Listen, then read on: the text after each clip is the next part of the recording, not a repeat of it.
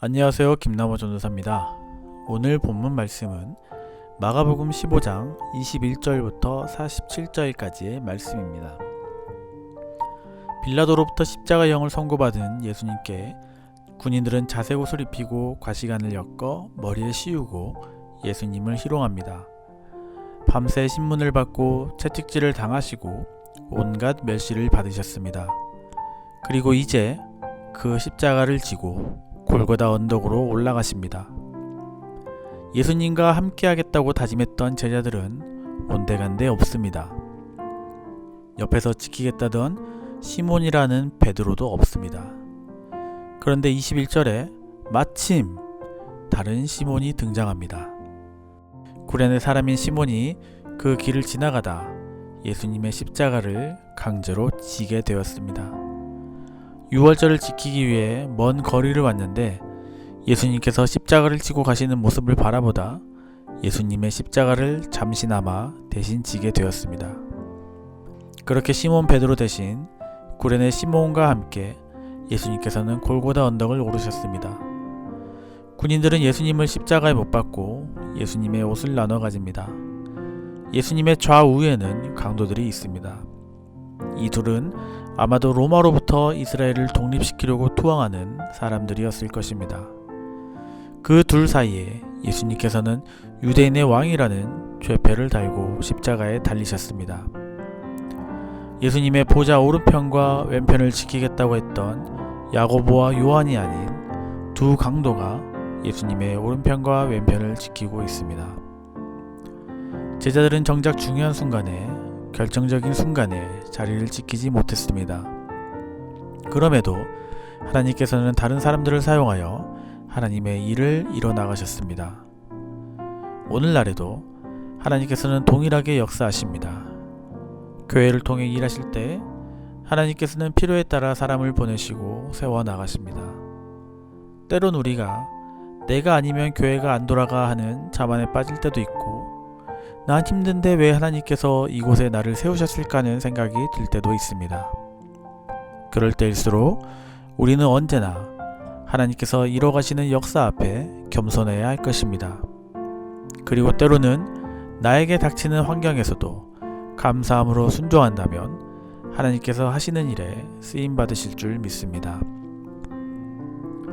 29절부터는 다양한 사람들을 봅니다. 많은 사람들이 예수님을 알고 있습니다. 이들은 예수님께서 나귀 새끼를 타고 예루살렘에 입성하실 때 이스라엘의 정치적인 왕을 생각하며 호산나를 외쳤습니다.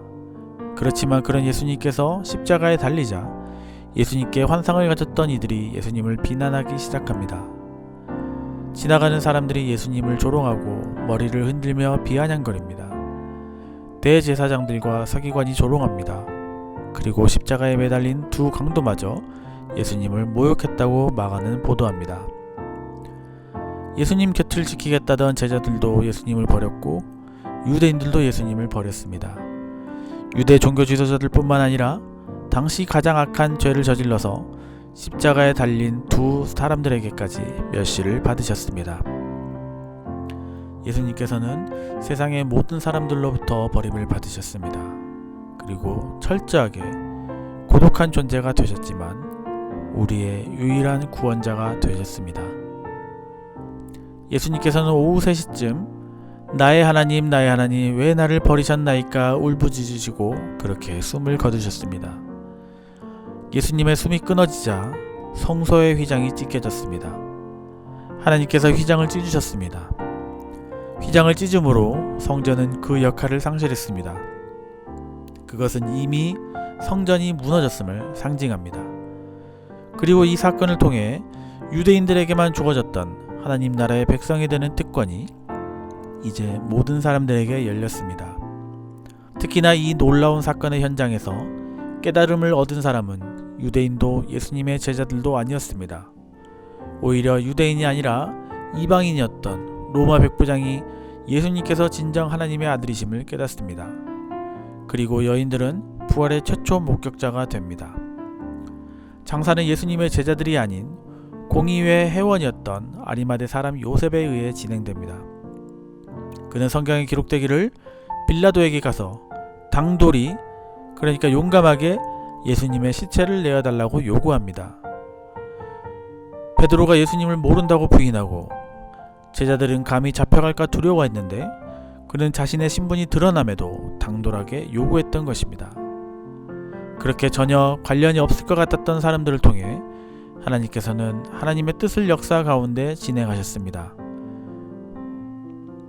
사랑하는 성도 여러분, 그렇게 자신을 따르던 제자들과 이스라엘 백성들이 순식간에 돌아서서 자신을 멸시하고 채찍질하였을 때 예수님의 마음은 어떠했을까요? 여러 마음들이 있으셨겠지만 그런 그들조차 아직 복음을 깨닫지 못함을 불쌍히 여기시고 하나님께 순종하심으로 그들과 우리를 위해 목숨을 버리셨습니다.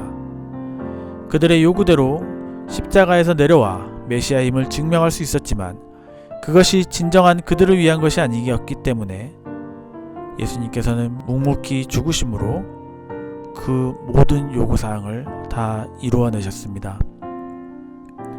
지금 우리는 복음을 듣고 이 자리에 모였습니다.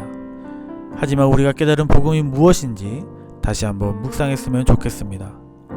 혹시나 우리도 골고다 언덕의 그들처럼 지금 우리 앞에 나타나 우리의 구원자이심을 보이라 우기고 있지 않은지, 또 우리의 수많은 기도 제목 속에 여전히 내 현실의 문제만을 놓고 있지 않은지 돌아봐야 할 것입니다. 당장 내 눈에 보여지는 것처럼 예수님께서 십자가에 내려와 메시아임을 증명하는 것을 요구하는 것이 아니라 그 모든 고통을 참으시고 구원을 이루신 예수님처럼 지금의 내 삶의 고통과 어려움을 견디고 복음을 위해 그리스도의 고난에 참여하시기를 바랍니다. 어떠한 상황에서도 묵묵히 가정에서, 회사에서, 교회에서 그 자리를 지켜냈을 때 구레네 사람 시몬처럼 때마침 그리스도의 사역에 동참하는 영광을 얻게 될 것입니다. 기도하겠습니다. 하나님 감사합니다. 오늘도 예수님께서 받으신 고난을 생각하며 하루를 시작합니다.